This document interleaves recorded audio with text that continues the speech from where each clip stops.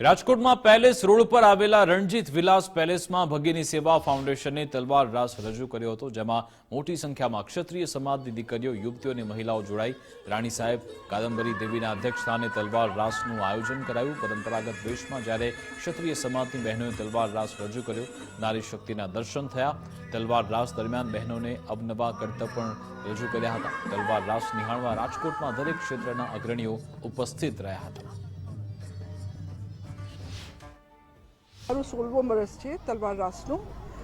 પરંપરાગત જે થાય છે દર વર્ષે, અને દીકરીઓ એમાં પાર્ટિસિપેટ કરે છે. અમારા સમાજના બહેનો એમાં પાર્ટિસિપેટ કરે. બહુ મહત્વપૂર્ણ ભૂમિકા છે, અને ખાસ કરીને અમારા સમાજ માટે શસ્ત્ર એક બહુ મહત્વપૂર્ણ વસ્તુ છે.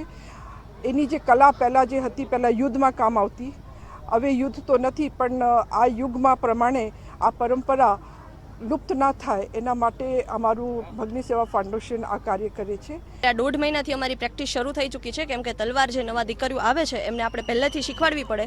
તલવારમાં કોઈ નાની સૂની વસ્તુ નથી, એટલે આમ શીખવાડવી એટલે એકડાથી આપણે શરૂ કરાવવી પડે. એનું વજન હોય એના માટે થઈ, એટલે 150 બહેનો અમારી સાથે જોડાયેલા છે અત્યારે. અને ખાસ તો આ વખતે અમે જે નવું કરવા જઈ રહ્યા છીએ એમાં છે અમારા જે વ્હીકલ સાથે અમે આવ્યા છીએ, બુલેટ છે, જીપ છે, રોલ્સ રોયસ આવે છે, અને સાથે એક ઘોડી ઉપર અમે લોકો આ વખતે પરફોર્મ કરીએ છીએ.